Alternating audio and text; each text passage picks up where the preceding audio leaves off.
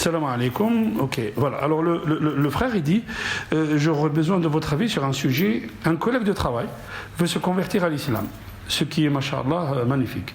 Cependant, ce qui me gêne, c'est ses motivations. En effet, il est en couple avec une musulmane. Je ne ferai pas de commentaires, et tu n'as pas à faire de commentaires, frère. Il dit je ne ferai pas de commentaires, et pour satisfaire sa femme et les parents de cette femme, qui ne sont pas au courant de leur relation, il veut se convertir à l'islam. Sachant qu'en discutant avec lui, il m'a très bien exprimé cette motivation. Donc, ce n'est pas du tout par conviction, mais plus pour la forme. Je suis désolé de dire cela, donc il m'a demandé conseil. Je ne suis pas professeur, et mes connaissances sont ce qu'elles sont. Faut-il accepter sa conversion ou en se disant peut-être que Dieu lui mettra la lumière dans son cœur, ou bien, une fois converti, ou bien faut-il refuser et l'inciter à ne pas faire ces choses-là? Bon, il y a 3 éléments dans cette question. Première chose, Hada, le frère qui pose la question. Ni lui, ni moi, ni vous les frères, n'avons l'autorisation ou n'avons le pouvoir de lui dire oui, tu peux devenir musulman ou non, tu ne peux pas devenir musulman. C'est Allah qui accepte les gens, c'est pas nous. Ok les frères, il faut qu'on comprenne ça. Premièrement, c'est Allah qui accepte les gens. Quand quelqu'un veut devenir musulman, vous n'avez pas le droit, on n'a pas le droit, moi en tant qu'imam, lui en tant que citoyen musulman. Donc, il n'a pas, le frère ou moi ou n'importe qui, on n'a pas le droit de dire à quelqu'un, tu peux devenir musulman, tu ne peux pas devenir musulman. Qui suis-je? Vous connaissez l'histoire, le prophète sallallahu alayhi wa sallam, l'histoire elle est sur An-Nisa. يا أيها الذين آمنوا إذا ضربتم في الأرض فتبينوا ولا تقولوا لمن ألقى إليكم السلام لست مؤمنا تبتغون عرض الحياة الدنيا فعند الله مغانم كثيرة. Cette ayah est descendue sur un groupe de compagnons. Un groupe de compagnons qui étaient en voyage. Et puis ils ont rencontré quelqu'un qui était berger. Salam alaikum, shahadu an la ilaha illallah, Muhammad Rasulullah. Il y a quelqu'un qui lui est tombé dessus et l'a tué. Les autres compagnons lui disent mais pourquoi tu as fait ça? Il a eu peur de nous. Moi j'ai un problème avec lui, il a déjà fait le jahiliya, mais il a eu peur de nous. C'est pour ça qu'il a dit salam alaikum. Mais ils n'ont pas compris. Il lui a pris le châtel, il lui a pris le troupeau de moutons, et ils sont rentrés à Médine. Ils sont allés voir le prophète, sallallahu alayhi wa sallam. Et ils lui ont dit, il lui a raconté l'histoire. Le prophète, qu'est-ce qu'il dit? Ramenez-le. Il vient, il lui dit, pourquoi tu l'as tué? Il a dit, Allah il avait juste peur de nous. C'était pas sincère de sa part. Qu'est-ce qu'il lui dit? Tu lui as ouvert le cœur et tu as regardé à l'intérieur s'il était sincère ou pas? Tu es toi. فأطرق رأسه. Regardez le hadith في البخاري. Si vous lisez le tafsir de l'ayah, vous trouvez le hadith في البخاري. فأطرق رأسه. Donc, il a baissé la tête. قال له يا رسول الله ادعو الله أن يغفر لي. Demande à Allah qu'il me pardonne. قال له قم لا غفر الله لك.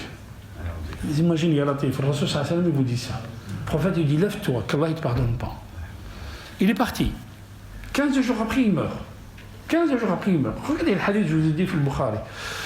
15 jours après, il meurt. فدفنه المسلمون. Les musulmans l'ont enterré. لفظته الأرض. La terre l'a rejeté. Les compagnons sont venus encore au prophète. Ya Rasulallah, لفظته الأرض. La terre l'a rejeté. قال معود دفنوه. Refaites, enterrez-le de nouveau. 2 fois, 3 fois, ils l'ont enterré. Et la 3 fois, la terre le rejette. Ils ont laissé son corps dans une vallée entre 2 montagnes. Qu'est-ce qu'il dit le prophète? Il dit Inna al-arda taqbalu man huwa sharrun minhu. La terre accepte quelqu'un qui est pire que lui. Pharaon, Abu Jahl. Mais Allah subhanahu wa ta'ala voulait vous montrer la sacralité de la vie de quelqu'un qui dit La ilaha illallah Muhammad Rasulullah. Vous imaginez la sacralité. Aujourd'hui, il y a des tyrans qui tuent par milliers des gens qui disent La ilaha illallah.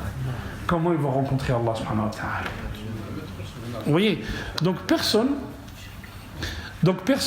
n'a le droit de dire à quelqu'un tu peux devenir musulman ou pas. S'il veut devenir musulman, marhaba, tu deviens musulman. La deuxième chose, dans la question, la deuxième chose, Allah subhanahu wa ta'ala dit La ikraha fi din. Tu ne forces pas quelqu'un à devenir musulman.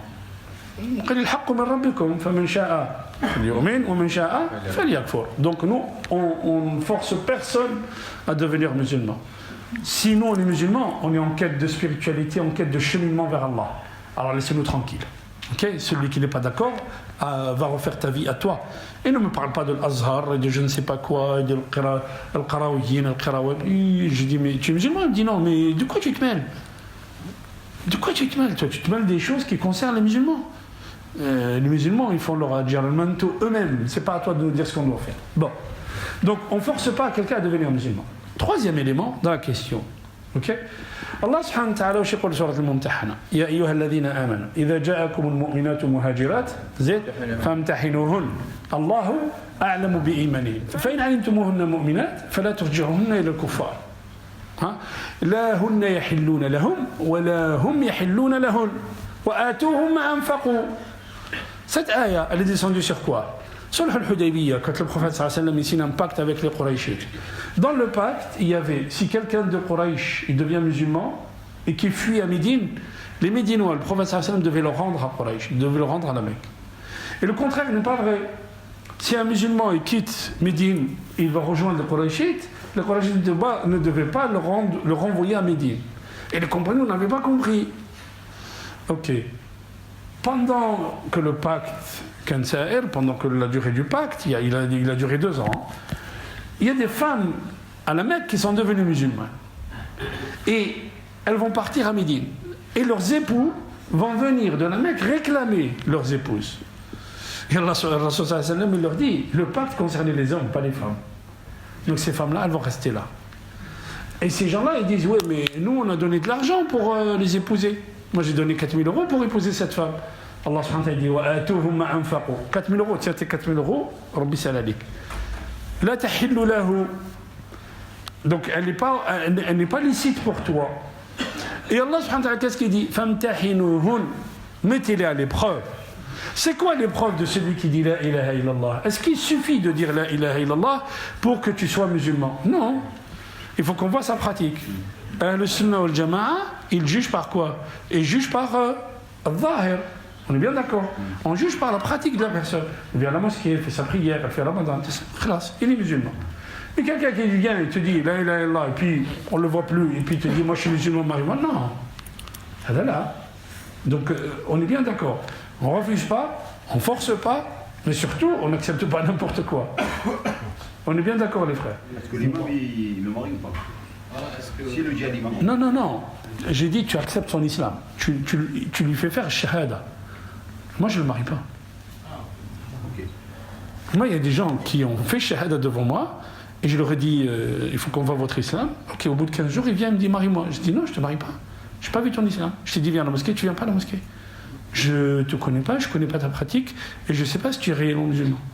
Donc, il faut qu'il soit musulman devant nous, si tu veux. Mais il y en a qui jouent le jeu. Pendant 15 jours, il vient à la mosquée, après, quand tu le maries, il ne vient plus. Après, c'est devant Allah. Moi, je ne juge pas les gens. Peut-être j'insiste un peu, je m'excuse. S'il dit à l'imam, en fait, je vais être court.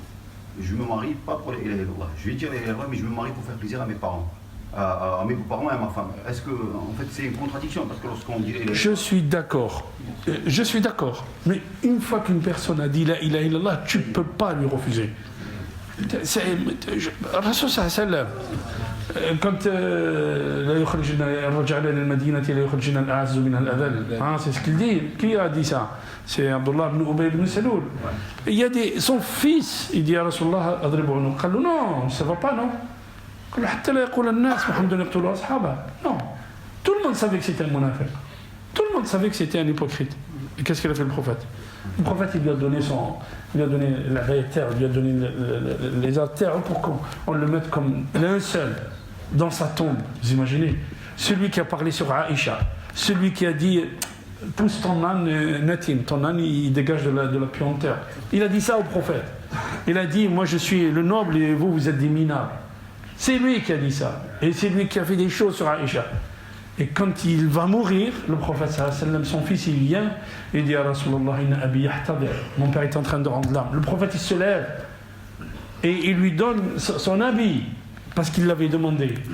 Alors, est-ce que tu me donnes ton habit? Regardez. حتى إذا بلغت الحلقوم وأنتم حينئذ تنظرون ونحن أقرب إليه منكم. يعني quand arrive la mort, tout le monde reconnaît la vérité. Okay.